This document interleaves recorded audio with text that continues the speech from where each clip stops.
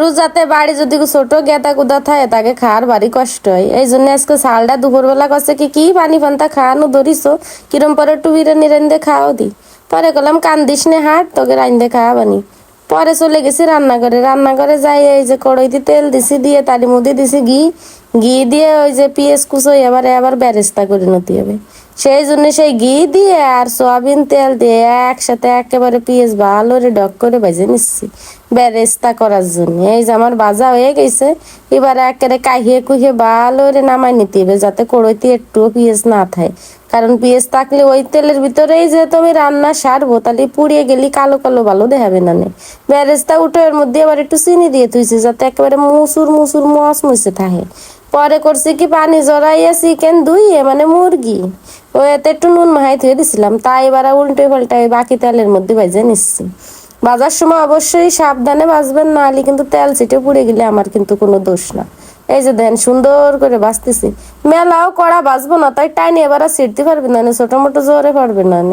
এই জন্য মোটামুটি একেবারে ভাজতেছি যাতে একেবারে মেলা শক্তও না হয় আবার একেবারে নরমও না থাকে, ভাজা ভাজা একটা ভাব আসে। তা আপনারা বাসায় কিডা কোন পিলে বিরিয়ানি রান্ধেন আমার একটু পারলে কমেন্ট করে কয়েন, আমিও একটু ট্রাই করে দেখবানি। আর আপনাকে যদি ভালো লাগে তাহলে আপনারাও বাসায় আমার মতো করে ট্রাই করেন। যাই হোক আমার চিকেন ভাজা হয়ে গেছে, এবারে উঠে নিচ্ছি। এবারে আমি টক দইয়ের সাথে ওই যে রাঁধুনি বিরিয়ানির যে মশলা ওর 1 প্যাকেট কিনে আনছিলাম, সেই মশলাটুকু আমি টক দই দিয়ে আগেতে ফেটে ধুয়ে দিছি।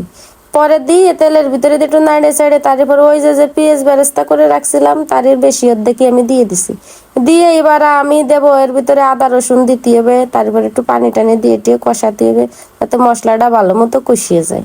অনেকে আবার আগে পরে একটা একটা করে মশলা দিতেও পারেন, একটু কষাতে পারেন, এটা আপনাকে অভিরুচি।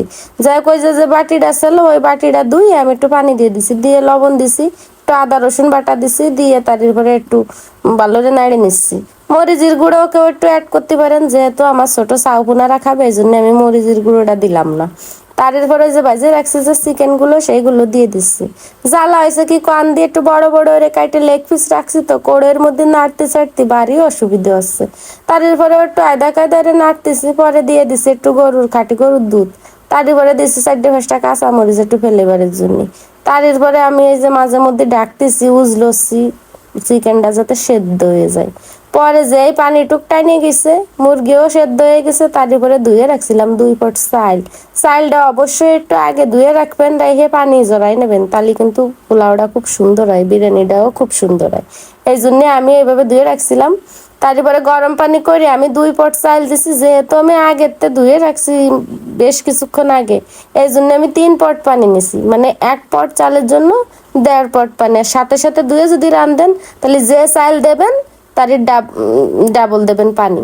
এবারে আমি ওই যে বাকি যে পেঁয়াজের বেরেস্তাগুলো ছিল তাই দিয়ে আমি সেই সুন্দর করে মিলে নামাই নিছি।